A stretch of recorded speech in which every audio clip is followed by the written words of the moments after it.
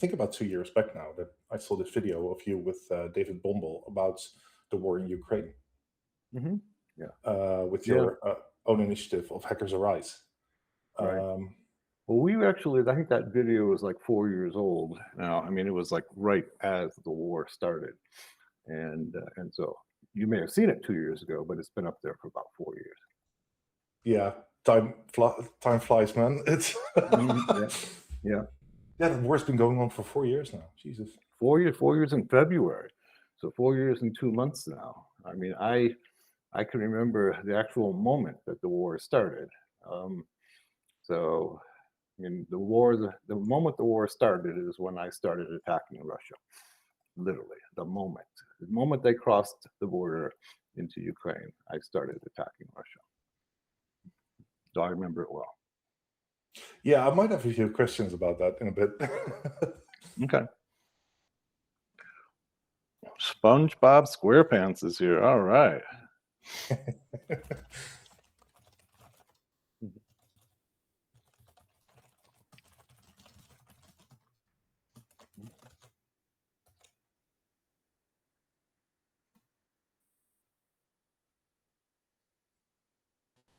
Yeah, we might as well kick it off.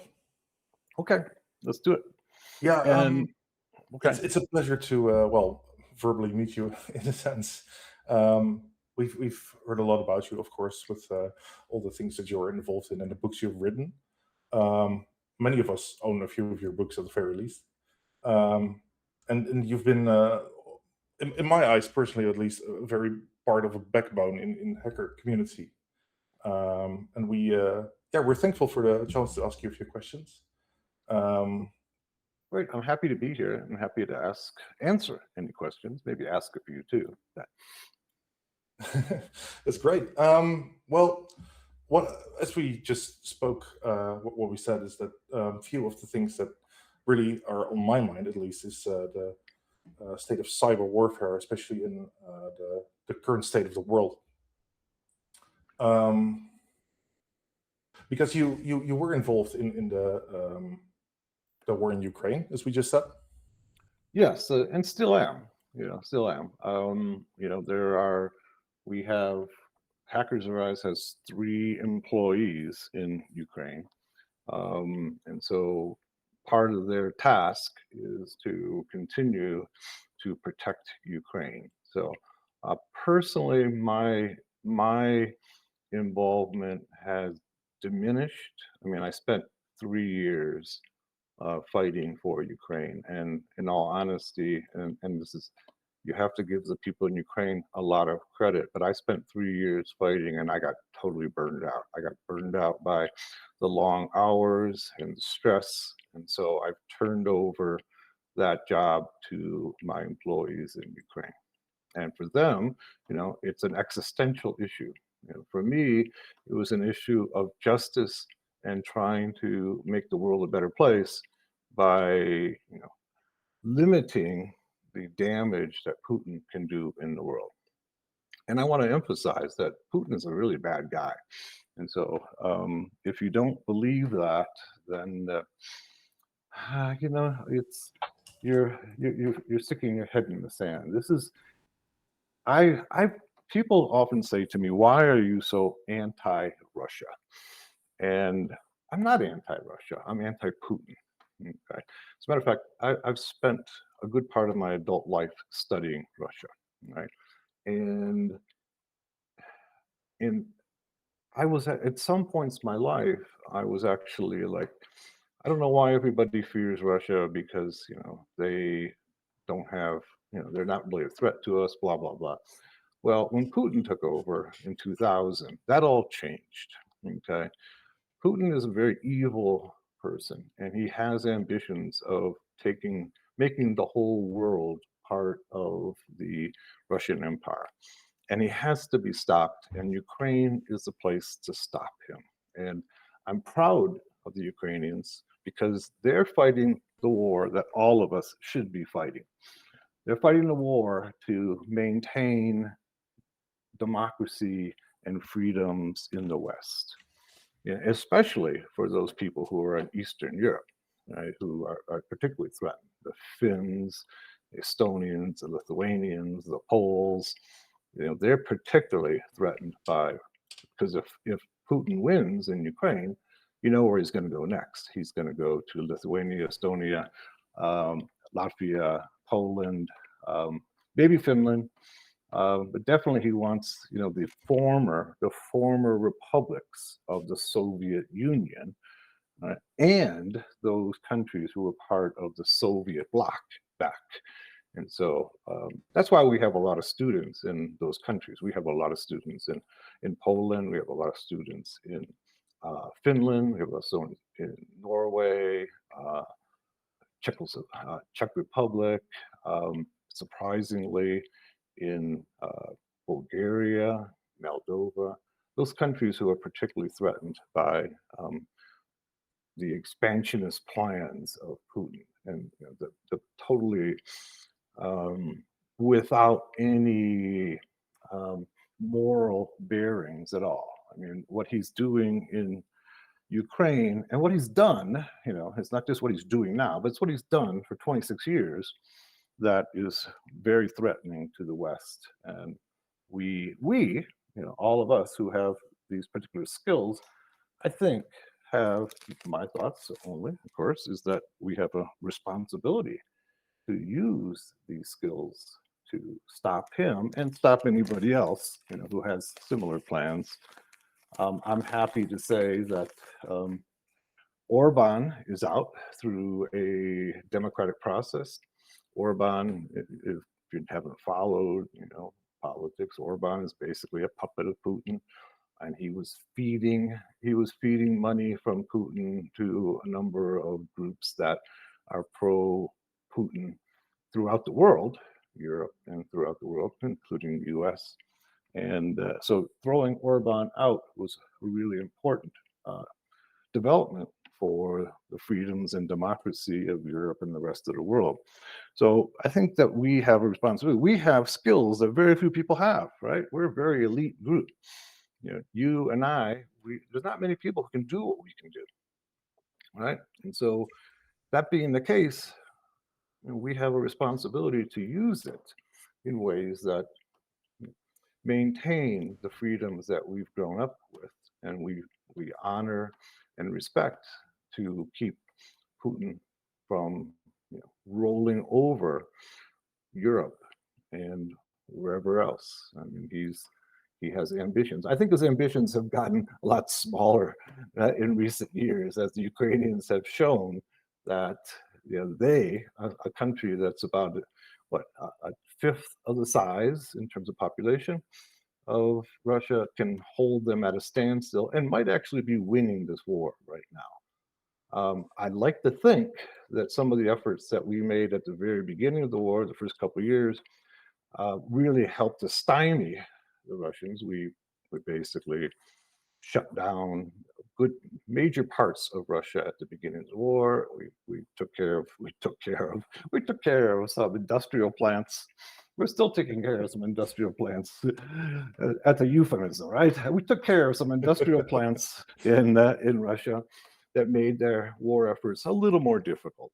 And so, Yeah, I think because that specific video that I mentioned, you were organizing basically a sort of joint effort to hack IPTV cameras in that region in order to pass them along to the Ukrainian army. Right. Well, they requested that from us. That was not our initiative. That came from the Ukrainian authorities. So after we had successfully DOSed the whole country, and that was a group effort by, well, I think there was tens of thousands of hackers involved in that effort. Russia says there was 17,000. Either way, that's a lot of people, right? So Russia said, there were 17,000 hackers who DOSed our country at the beginning of the war, and we're going to get retribution on every one of them. Okay, and so at least there's 17,000, and it was the largest DOS attack in the history of Russia, not necessarily the history of the world, but in the history of Russia. And we were able to basically make it very, very difficult for Russia to communicate. We knocked out all of their all of their major web services, from the stock market to major industrial companies like Rosneft and some of the Russian government offices. Okay, and so we made it very difficult for them at the beginning of the war to be able to communicate. It's a tactic that Russia has used every time they go to war.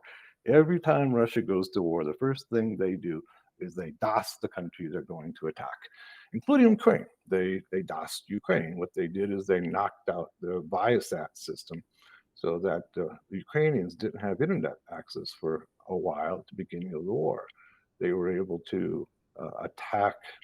Basically, what they did is they attacked a Fortinet VPN, one of my favorite topics. They attacked a Fortinet VPN in Italy and then were able to basically brick all of the terminals for the Viasat system in Ukraine, and some of it spread over into other countries because they couldn't specifically just hit Ukraine. You know, when you start doing these types of things, there's going to be spillover into other countries.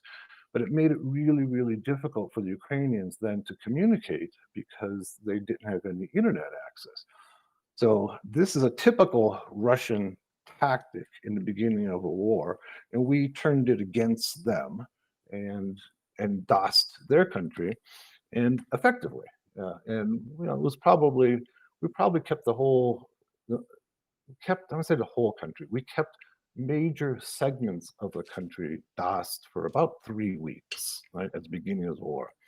So you know, DOS attacks are not anything very sophisticated, um, but you know, it was an effective strategy for the beginning of the war and slowed down Russia's ability to attack Ukraine. And that was a really, really critical part in the war. If you remember, this is February of 2022 when they thought they were going to come in and roll over Ukraine in 3 days.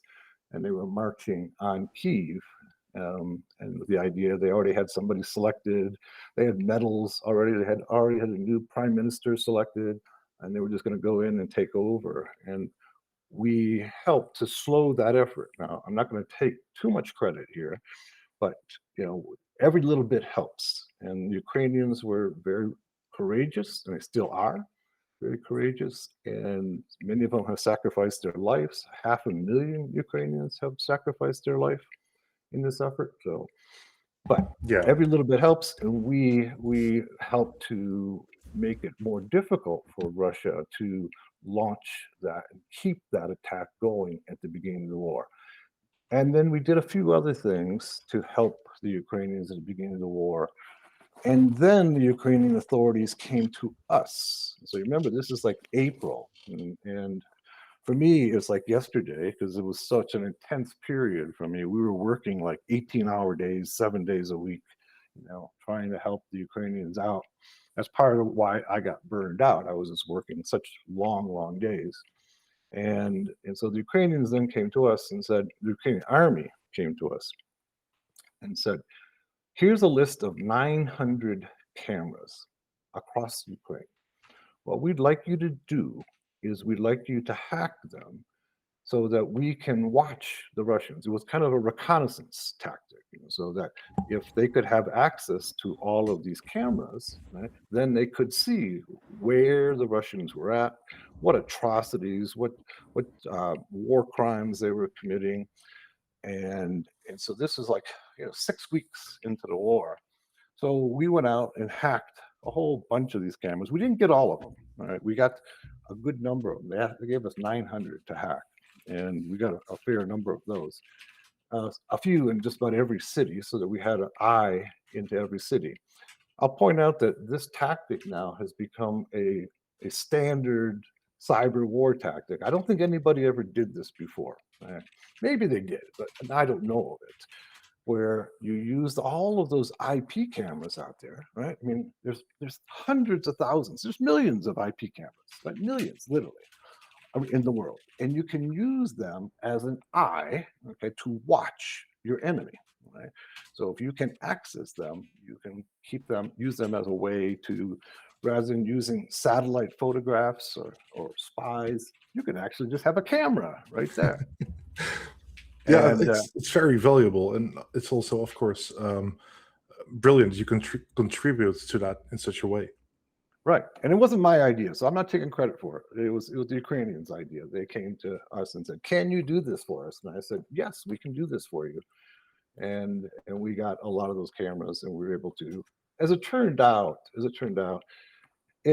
turned out to not be that important, because what happened is that the Ukrainians stymied the Russian army in Donbass, and then in Bucha, yeah, in north of Kiev. So they stopped them in both those places, and so it became less important for monitoring the Russian advance, because at the time it looked like Russia was going to basically march across Ukraine, and then we could keep track of them, okay, by using these cameras that were in like public places on the street corners and what have you, throughout Ukraine, to watch them. It's now the Iranians are doing the same thing. Okay, the Russians are doing the same thing. It's a tactic that has now become standard procedure in cyber warfare. But I like to think, and I don't know if somebody knows of somebody who did it before us. I'm happy to give that entity credit, but I think we were the first ones to ever actually do this. But it wasn't our idea. It was the Ukrainians are really quite inventive, and their army and their cyber war capabilities are really, really advanced, and they're gotten more advanced now. One of the ways to hone your skills is to use them in warfare, right? All those people out there who are doing CTFs and what have you, right? That's one way of honing your skills. But when you got to use them in a cyber war, you have to advance. You have to hone. You have to refine your skills very, very fast, or you end up dead. And so the Ukrainians have really refined their skills. I like to think that we refined our skills, during that period of time too, fighting for Ukraine. And we have 3 fighters still in Ukraine, who are employees of Hackers Rise. Yeah, that's wow. All right. Different question, same topic though. What parts of a nation's infrastructure do you think would be the most sensitive? Oh, that's a really simple question, but an important one. Is the SCADA, the industrial control systems, the SCADA OT industrial control systems? Because if you can knock out a country's industrial control systems, it's really hard to maintain a war machine if the factories don't work, right? If you can knock out the cell towers, you can knock out the cell service, if you can knock out the manufacturing facilities, the oil refineries, the food production facilities, the water facilities. If you can knock those out, it makes it really, really hard for the adversary to be able to maintain their war effort. And those are the areas that we attacked initially, and had a fair amount of success in being able to knock some of those facilities offline early on in the war. Oh, it wasn't a metaphor. You were serious. Fair enough. That's okay. Awesome. Fair enough. Yeah, that makes sense. It does make sense. Yeah, I mean, it's you can do a lot of different things, and other people were doing other things. There's other hackers who are doing other things, but we focused on the industrial infrastructure, and because that's kind of one of our specialties at Hackers Rise is industrial infrastructure. And so we went after the industrial infrastructure and knocked a lot of the facilities offline, at least temporarily. But that's temporarily is better than nothing. What you do is you knock a facility offline, they recover, they figure out what you did, and then they patch it, and then you go at them again, right? And in some cases, in some cases, in some cases, the facilities blow up. Um, but that's not necessarily our intention, but that sometimes happens. It's one of those collateral damages of trying to knock industrial facilities offline. Well, it's still disabled. It's still disabled, but we tried not to. We were trying not to kill anybody. Yeah, that's what I'm trying to say. Yeah, right. We were trying to simply take the facility offline, but industrial control systems are very sensitive. And if you, for instance, if you change the settings on one valve inside the facility, it can cascade into a huge problem for facilities. Like, for instance, a chemical processing plant or a crude refining facility. If you can change the settings on a valve or turn a switch on and off, it can cascade into a huge problem. And sometimes that ends up with the facility starting on fire or blowing up. And so this is something that the Russians have done for a long time. The Russians are always attacking the West, Western Europe, the US, what have you, the industrial infrastructure. And so we turned it back on them. And the interesting thing from my perspective is how unprepared they were. Right? They're starting a war. They're marching on Ukraine, and their defenses were down. They didn't expect anybody to attack, and so in most cases, it was like taking candy from a baby. It was so easy to get into their industrial facilities because there was literally, in some cases, no defense or very limited defenses. Now, that's not true now. 4 years later, they have harden their defenses. But at that point in time, they went into a war. They marched into Ukraine thinking there was nobody, there was no going to be no response. And as a result, we were able to get into all kinds of facilities and basically take them offline. Yeah, fair enough. But I mean, that's the progression, isn't it? That's what happens. It's attack, defend, attack, defend. Right, right, exactly. But the thing is that what surprised me was simply that, if you're going to go into a war, one of the first things you do is you make sure your defenses are up, right? But in this case, they didn't. They were not prepared for a response, and that's where that gave us all kinds of opportunities to knock their facilities offline. I would like to also state for the rest that's joined here, if you have any questions, please don't wait for the end. Just ask them. Yep, I'm open. I'm open to questions. Feel free to ask. All right. Oh, here we've got one. Okay, Noman Neskio. Interesting question, Noman. Okay, so could you tell us a little more about Hackers Rise as a group? Well, first of all, Hackers Rise is a company, right? And it's a training company and a cybersecurity company, so we do both things. And as far as being able to expand our group and vet potential joiners, well, this raises an important question for us because we were unprepared. What happened is that people were volunteering right and left, right? And we were taking them on as people to help. And of course, as you can imagine, the Russians infiltrated us, all right? And so they sent people, and they joined us, and we didn't vet them because we were busy attacking. We didn't have time to vet people. We were like, we're spending 18 hours a day attacking, and nobody was doing the vetting. And so they got several Russian spies got inside and really set us back by quite a bit because they got inside and just wreaked havoc on our people and our infrastructure. And so at that point, then we had to really limit who could join.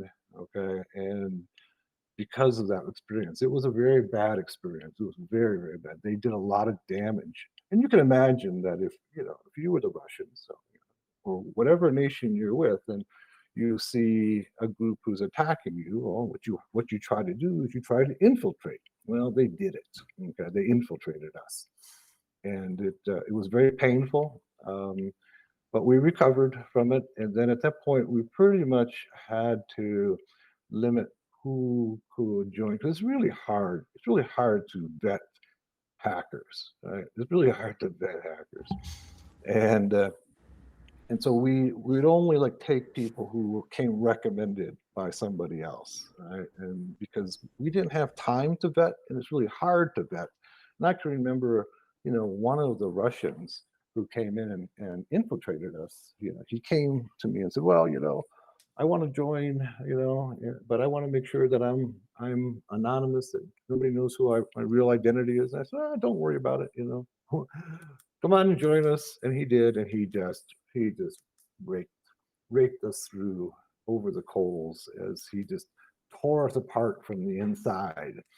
And he ended up doing that to several groups, not just ours. And so we had to limit who could join and who could participate. And we would then, at that point, we said, well, go, feel free to go and do your own thing. And it limited our effectiveness because we couldn't take on more attackers, right? Because, and it was a good, just strictly from a cyber warfare perspective, it was a good tactic by the Russians, right? Yes. You infiltrate and then you tear them apart from the inside, right? Rather than defend, you go inside. And this is a typical Russian tactic, right? They do this within political structures. They have their people inside of parliament, inside of the spy networks throughout the world. And I would probably point out that the person who sits in the White House in the United States is one of those people. And they then tear the entity, the organization apart from the inside. It's a typical Russian tactic. And we were victims to it as well. Okay, so let me see if I can go through some more of these questions. Okay, what actions are you the most proud of to have been part of, the ones you can share?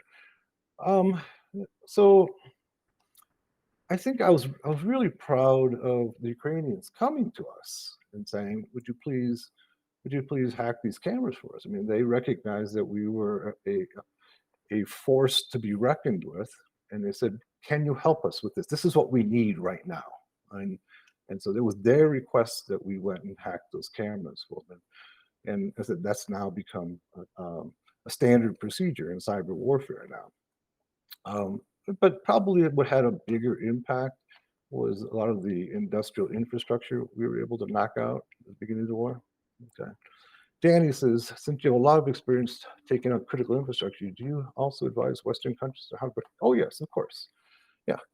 So we teach both attack and protect, right? Attack and defend both. And so we have a lot of people within our organization who are training both individual companies as well as governments on how to defend their infrastructure. But I will say that Western infrastructure is still pretty vulnerable to attack. Right? And then Lace says, "What's your opinion on the age verification surveillance system the EU is rolling out? How do you think it'll influence our future?" So yeah, that's a real important question at this point in Europe's history. I mean, and pretty much in the history of the internet, right? Because there's an awful lot of material that it's available to anybody on the internet, right? And one of the things that's changing our youth is that they're exposed to an awful lot of things that they probably shouldn't be on the internet, right? So this is a solution for that issue. We don't want our children looking at pornography and other things. And there's all, it's not just pornography. There's all kinds of stuff on the internet. You guys know that as well as I do. But you probably don't want your children to see. So, but that having been said, right, the age verification system then takes out a lot of the anonymity that is available to those of us who are on the internet. And I think it's an important, it's one of the things we do. We need to protect people, okay, from some of the things around the internet. But I don't think that the age verification system is the way to do it. I actually am proposing, and I will put out a proposal hopefully here soon, of what we can do about this issue that doesn't require the age surveillance system. All right, so hopefully that's kind of an answer that there is a problem. There's a real problem. We need a real solution, right? But I'm not sure that this is the right one. This is surely, Danny says, surely nothing can go wrong with that. 1984 stuff. Yeah, I think we're actually past 1984, right? I mean, both in the real number of years and in the amount of surveillance that's available. My biggest concern in that is actually Palantir. You know, do you guys know who Palantir is? Yes, heard of the group. Okay, well, Palantir is a company in the United States, and basically they're a Silicon Valley company. At least they started in Silicon Valley. It's started by Peter Thiel, and their whole mission is to take all of the data that's available to them, which that's a lot of data. They take all of the data that's out on the internet, and they buy data as well, and then they feed it into an AI system to do surveillance on all of us, right? And they're selling it to intelligence agencies and governments and law enforcement and what have you. And it's, you think about it, if everything that you did on the internet, if everything did it, all that data, including every transaction that you make on the internet, every email that you send, right? If all of those things, right, were that somebody had access to them, what could they know about you? Think about what Google knows about you. I mean, Google knows an incredible amount about you, right? From every time you use a Chrome browser, or you do a Google search, or you use your Gmail account, which, by the way, I don't use a Gmail account because Google reads all your emails. Right? It goes all into a big database. And so they then sell all that to a company like Palantir, who then applies artificial intelligence to it to be able to know everything about you. Right? And when you have that much information, I can probably guess what you're going to have for dinner tonight, right? Or what you're going to do after you get off this podcast. Because people, people are predictable, and so if I wanted to find somebody, I could go to Palantir and say, where do I find this person at what time is it at 7:00 p.m. in the Netherlands? Where would this person be at this point in time? And that's not that hard a question to answer, right? Because when you have all the data, I can pretty much guess where you are and what you're doing. That is 1984. That is 1984. And in the US, it's against the law for the government to collect that data, but it's not against the law for the US to buy that data. So they've undermined the legal structure that's meant to protect us. So by simply not collecting the data, but they simply buy it from Palantir. Palantir is a threat to freedom and democracy. Do you happen to know if Palantir also sells the data to other countries? Well, I know that they sell it there. Okay, their service is available to anybody who will buy it, and I know that the UK has purchased their service. Right, so what happens is that you buy their service, and you say I need to find a certain person, and they'll tell you exactly where that person is. Right? So the UK has purchased it. The US has used it in many intelligence agencies, the Department of Defense, other local law enforcement use it. And so I think it's a real threat that we need to be aware of, okay? So let's see if we can handle some more questions. Lace says, regarding the surveillance system, okay, wouldn't it be better to educate the parents, okay?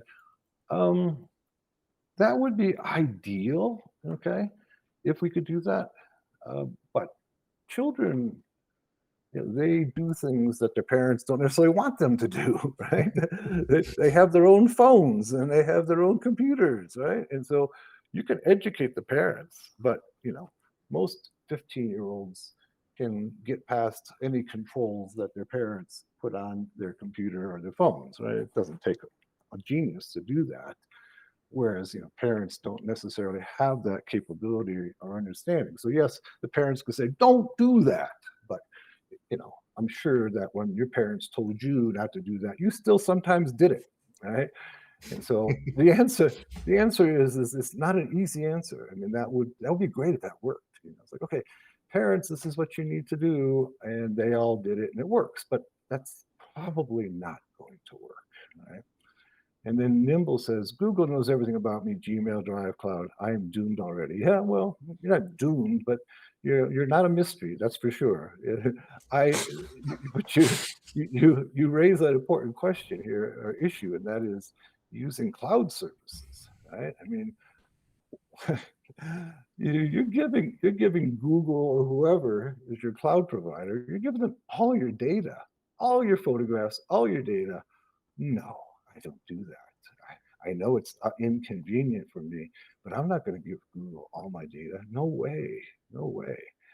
Right. Danny says, and Lace says, download Graphene OS. Yes, I know. I haven't used Graphene OS yet, but I know it's really good and effective for phones. Okay. Danny says, I think the Dutch police use Palantir. Yeah, probably. I mean, there's a lot of countries who are signing up, and Palantir is making huge money. Okay. It's also important to keep in mind that, okay, so Palantir, the founder of Palantir is Peter Thiel. I don't know, I'll put his name in the chat, okay? Peter Thiel. And he's the founder of Palantir, but he's also, okay, he's also the man behind the US vice president, right? So Peter Thiel founded Palantir and a number of other companies. And he's got about $25 billion. So he's puts him in like the top 100 richest people in the world. He also is the mentor, okay, of J.D. Vance, the U.S. vice president. And he got Trump to take J.D. Vance as his vice president in exchange for supporting him. What this means is that once Trump is gone, right, and J.D. Vance becomes the president, if he does, maybe, Trump dies, he will. Right? Trump's an old man. He's going to be 80 years old. And he can barely stay awake now. If he dies, then J.D. Vance becomes president. And that means that Peter Thiel then controls the U.S. government. Okay, so keep that in mind. That's one of my scary thoughts. Yeah, that is a scary thought. Yeah. Yeah. So Palantir may be running the world here soon, or at least running the United States. And since the United States is the largest economy and the biggest military in the world, it could change the world. So we have to not only stop Palantir, but we have to stop J.D. Vance as well. Okay. Kurgash says, I had to use a Google-based browser to join the session. Yes. But what is your view of the biggest threat to free and open source software in Europe? What's your view of the biggest threat to open source software? Let me think on that one. Okay. I'm not sure I have a good answer for you off the top of my head. Okay. And then Nomen Neskio. Near the start of the session, you mentioned using your skill set to make a positive impact. If any, what subtopic would you recommend aspiring hackers in our group to work on if they want to increase their potential impact, for example, AI? So, my emphasis, because I think it has the greatest impact, is on SCADA ICS is one, okay, for cyber war. That's certainly going to have the biggest impact. But the world is all going to wireless communication, right? And so that's also one of the things that we emphasize at Hackers Arise is that there's, we're almost all of our communications is going through radio signals.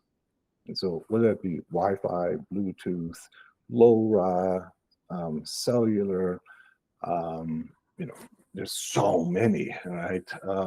Different protocols that are used for wireless communication that understanding those communication protocols and their weaknesses and vulnerabilities, I think is really, really important. We have a class coming up in June, and we're billing it as build your own cell system, low-cost cellular system. but what it's with the subtitle, which we don't put out there, is that once you build your own low-cost cell system, then it becomes pretty easy to hack the cell systems. And we don't talk about that directly, right? Because we're concerned about, you know, some being censored or upsetting some powers that be. But once you have your own cell system, it's pretty easy to attack the other cell systems, right? This is what the APTs have been doing for years, particularly China has been doing for years. They put their own cell service up, and then they use that cell service as a vector to attack the other cell services, because the cell services have links between them that are very weak, right? And they're built on trust, and you can violate that trust to attack the other cell services. So once you have your own cell service up, then all things are possible, right? That's brilliant. And then Nimble says, my parents were smarter, they took away the computer. Well, yeah, you're not a child today, Nimble. You know, it's pretty hard to take a computer or a phone away from a child. I mean, people do it, right? But it's pretty hard. I mean, the children will feel, and maybe your children are different, and all children are different, but you know, children are getting their own phones at, you know, less than 10 years old. And you know, they feel like if they don't have a phone, that they're somehow being abused by their parents. Yeah, and so Kurgash has a good answer there. If that was only still an option, exactly. Okay, and then he says self-hosted storage, FTW, yes. Okay. Nimble says, yeah, I am old. I can still hear the phone line tunes while connected to the internet. 56K modems. Yep, there's some people here remember 56K modems. I certainly do. All right, so this is Nick says, what's your thoughts on low frequency positioning system, the ability to see where someone is?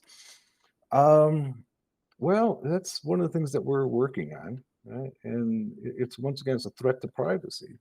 But remember that because there's so many of these signals around us, right, that with the addition of AI and these signals, that I can see you and where you're moving all the time by how the signals around you are perturbed by your body, all right? So if you're, so in your home, there's probably Wi-Fi in there, among other things. There's probably Bluetooth in there, Bluetooth Low Energy, and a number of others that are being used in your home.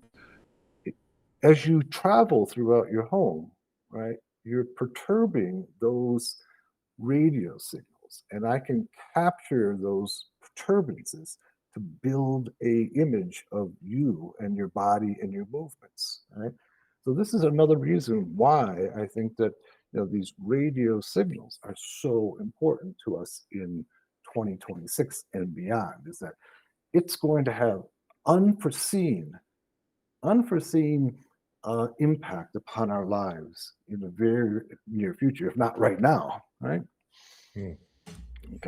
And then Nimble says, today even a light bulb is connected to Wi-Fi. Yeah, and so, you know, there's Wi-Fi everywhere, and those wireless signals, right?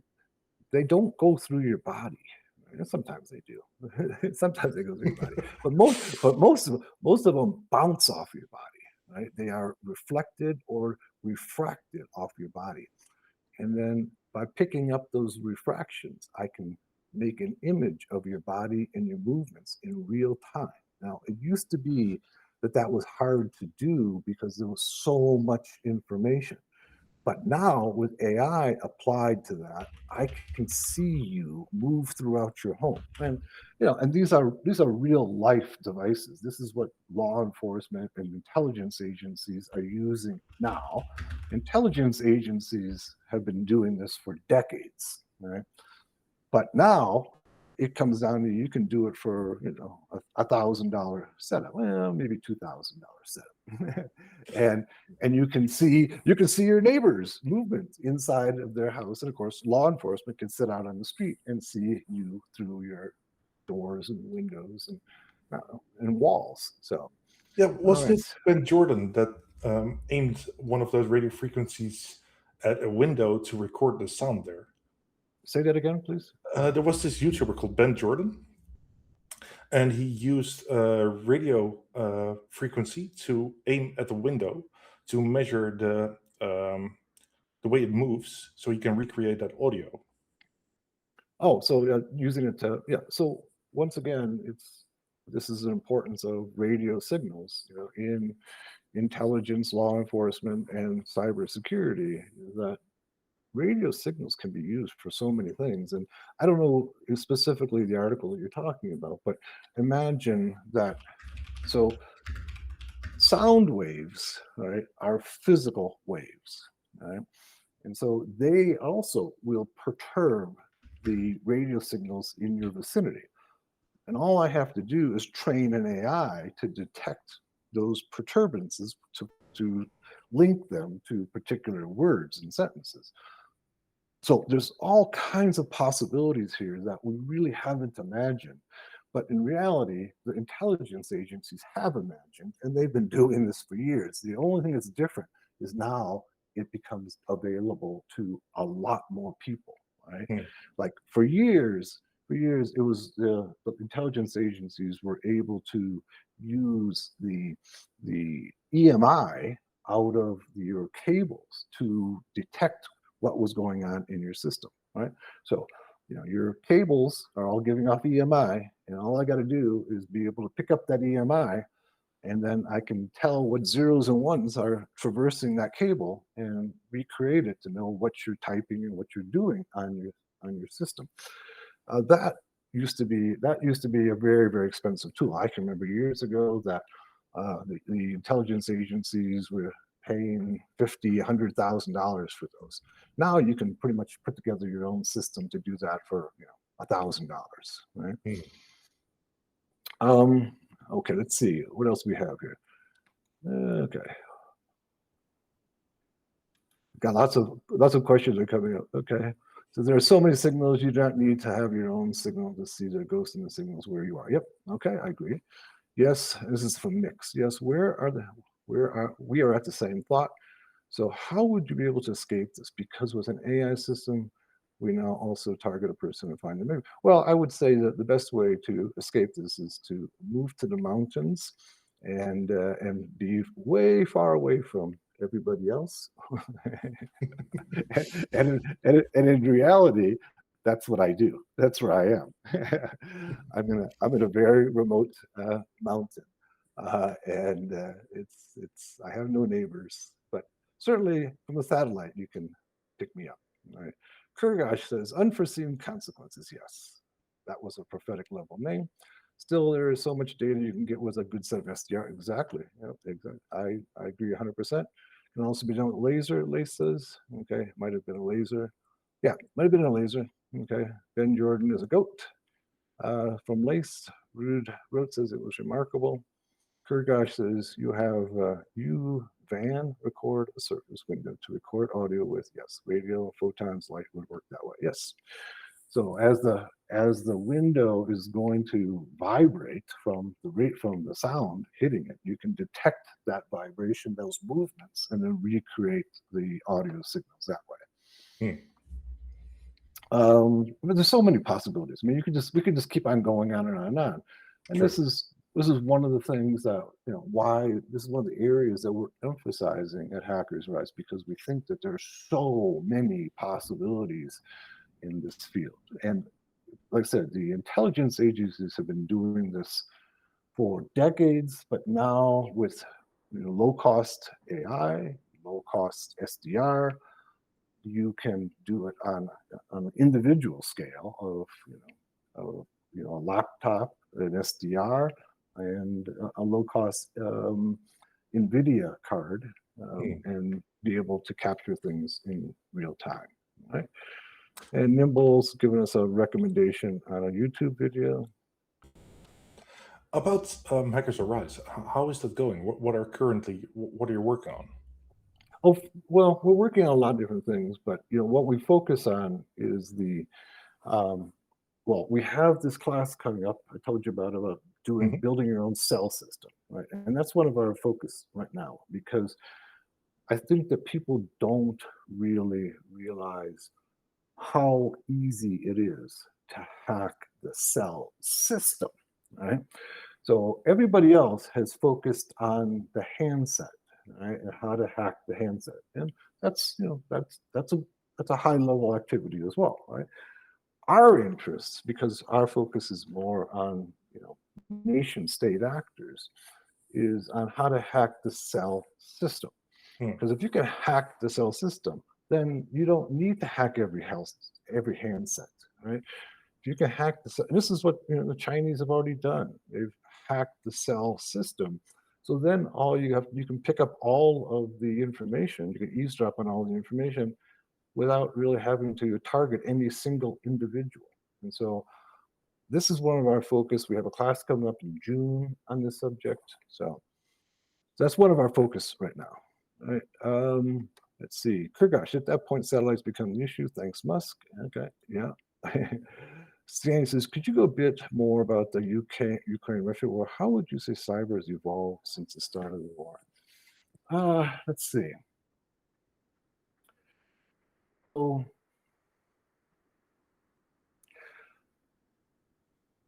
I think one of the things that's happened in particular, if I can just from my own personal experience, is that both nations have really battened down the hatches. They've become much more, both countries become much more secure because of the attacks. And that's one of the things that happens when you're in the middle of war, is that you not only hone your skills to attack, but you hone your skills to defend.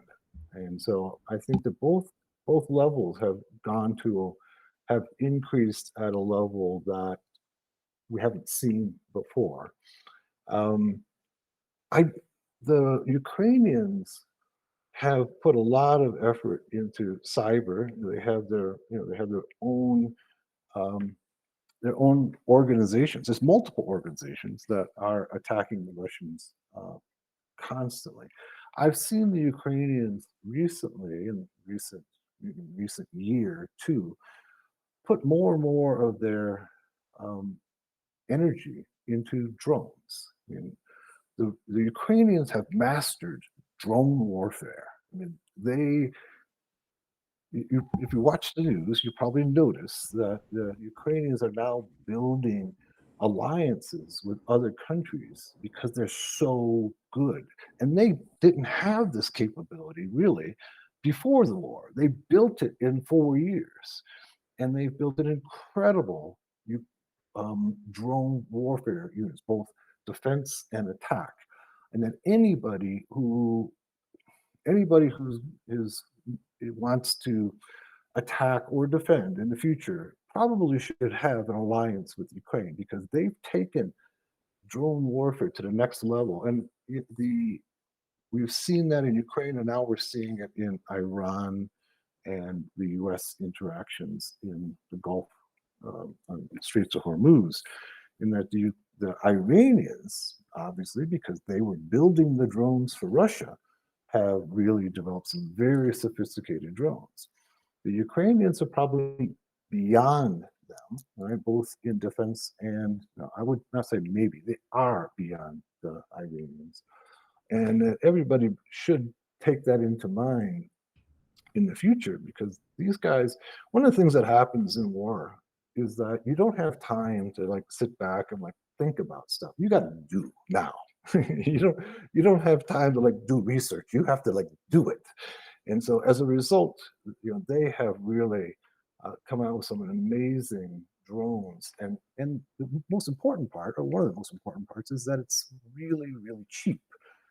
And then both countries have used anti-drone devices, radio, because these drones initially the drones were all being driven by radio signals, right?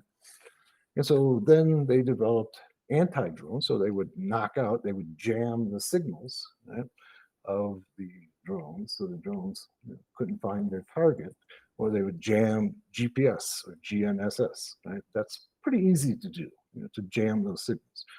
So then they advanced into using fiber optic cables, okay? And now they've gone to basically using like a AI to map out the physical the physical topography of the land, so that they don't require any signal to steer them GPS or what have you. They're seeing the land, right, and they know where they are, right, and then they target based upon where they are relative to the topography of the land. So those are kind of really interesting and important developments that the whole rest of the world needs to take into account. And they're using these cheap $200 drones as soldiers, and they're hunting the Russian. I don't know if obviously because I'm intimately involved, but the Russians are losing 30 to 50,000 soldiers a month. 30 to 50,000 soldiers a month. Now, to give you some idea of that, that's when the U.S. spent 10 years at war in Vietnam. From probably predates most everybody here, but it was a big deal, right? And people were all Americans were all upset about how many American lives were being lost. But in 10 years, the Americans lost 50,000 soldiers, right? Russia loses that every month. Every month. But so, isn't that the Russian way throughout history? Throw people at it. Exactly. I mean, you can go back to Napoleon, right? In 1812, right? You just throw people at it, and because they have lots of people, and it's basically a dictatorship, and you can just force people to enter the army, and then just keep on throwing bodies and throwing more bodies and throwing more bodies at the problem. And the Russians are a different culture entirely from the rest of us, and so that's also important to note. So the Russians don't have, this might be an overgeneralization, but they don't have like a positive outlook on the world. What they have is the kind of a defeatist view, a negative view of the world. And so they don't expect good things to happen in their life. You and I live in countries that are relatively free. We have high expectations of our lives. That's not the Russians, right? The Russians are like, oh, we know bad shit's going to happen, and so they just kind of accept it to some extent. That's why they've had dictatorships like their whole 500 years. Right? I mean, that Romanov dictatorship that started in the 15th century, it basically, they've been in dictatorship since then, and even in 1917 when the Bolshevik Revolution took place, the vast majority of Russians were still slaves, but they called them serfs. But that was basically a slave. Yeah. And they never have really advanced beyond that, right? And so people's expectations are different when you grow up in an environment where everybody's a slave. So, anyways, enough history. But Russians are different than the rest of us. Okay. And if you've dealt with them, you probably recognize that they tend to have a more negative outlook on life and the world in general. Okay, let's move on. Okay, Kurgash says the Chinese not so much hack the cell systems as provide hacked cell system hardware to everyone to pre-hack. Well, that's also true, Kurgash, but they've also hacked the system. They've done both. So if you the Chinese sell hardware that's already hacked, I want to point out that a lot of the VPNs and the routers that are sold in homes, almost all are made in China, and they are purposely vulnerable. Okay, they're purposely vulnerable. So Elephant says, how did you combat the misinformation in Ukraine as far as you can disclose it for us? Oh, that was a hard one. I'm gonna pass on that question, elephant. Okay. Kierkegaard says necessity is the mother of invention, and that's very true. That's what happened in Ukraine. Necessity, it, the just the being able to survive is a very powerful motivating factor to be able to survive. It motivates you and focuses your mind in ways that nothing else does, right? So and then Kurgash says 50,000 a month versus 50,000 in 10 years. A meat grinder does not cover the amount of loss anymore. Yeah, we're up to like 1.35 million Russians have died. Okay, 1.35 million. That's huge, right?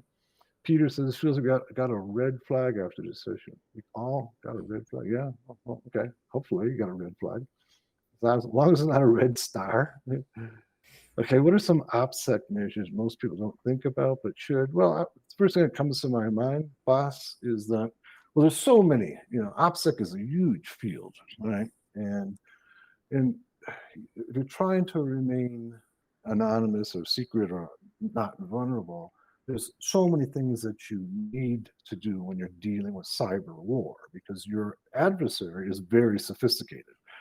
If you're talking about, the script kiddies and all, one of the things that we have learned in our work is that there are a lot of script kiddies out there hacking people.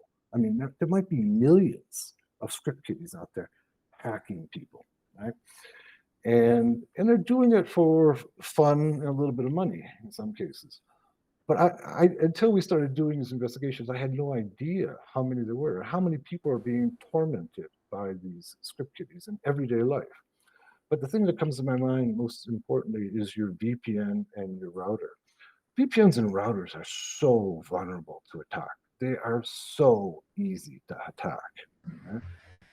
And I did a David Bombal about a year or so ago, and I made that statement, and people ridiculed me and gave me a hard time. And um, man, there are so many. The routers are so bad. The VPNs and routers are so bad. They're just little Linux computers, right? So they have all the vulnerabilities of any computer, but the people who are making them are not thinking about the router being attacked, right?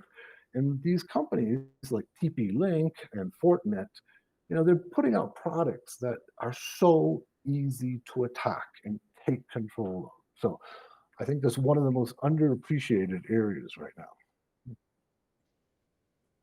All right, see, Nimble, okay. Kurgash says, Peter, is this the one thing making me cross the line to get on the list? I'm not sure what that means. Peter, no worries. Glue already knew you were going to watch this. Yeah, they probably did. Yes, they did. If you're using Gmail, they already knew that, right? Is there any brand of consumer professional network products you would say avoid at all costs? Yeah.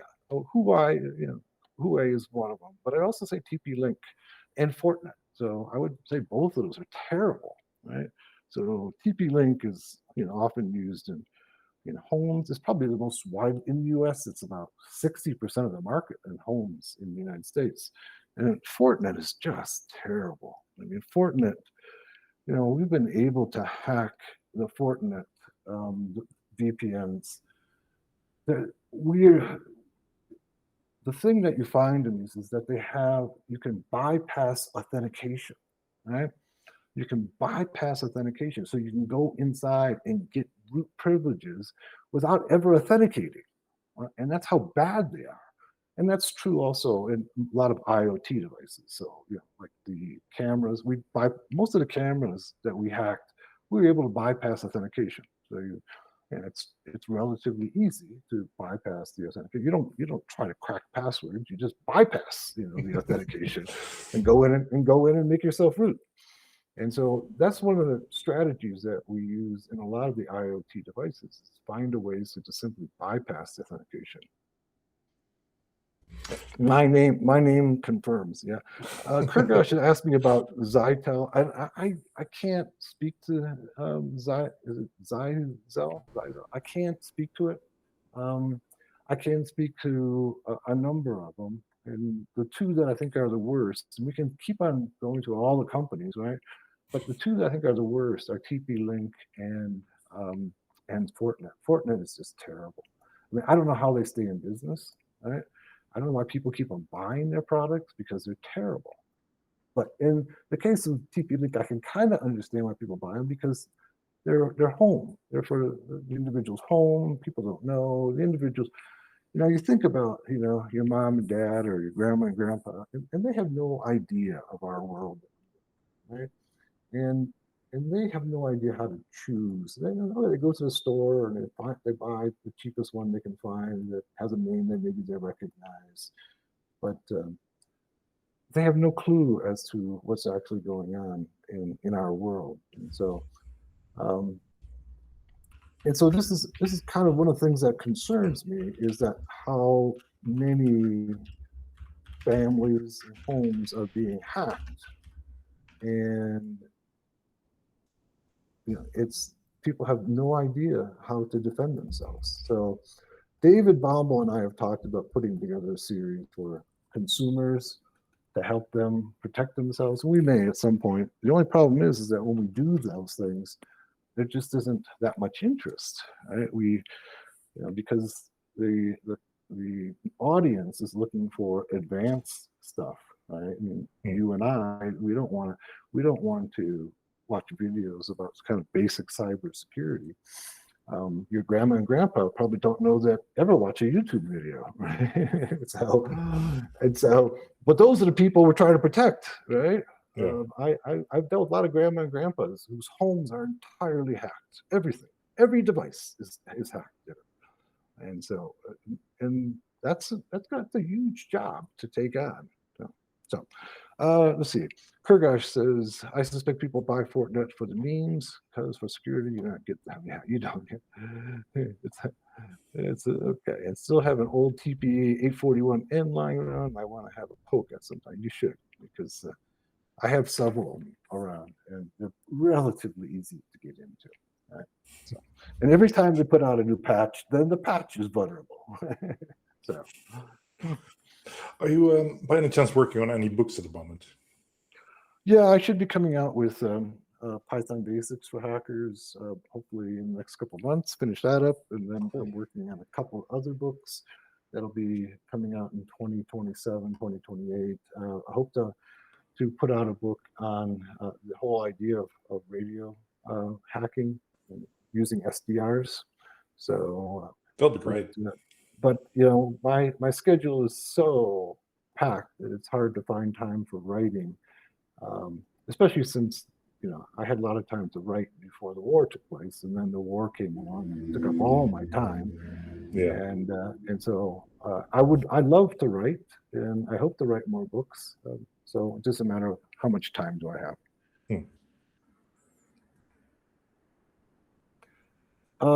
Gentlemen, I think it's all gentlemen. I'm sorry that I'm going to have to go, because I have another appointment I have to go to.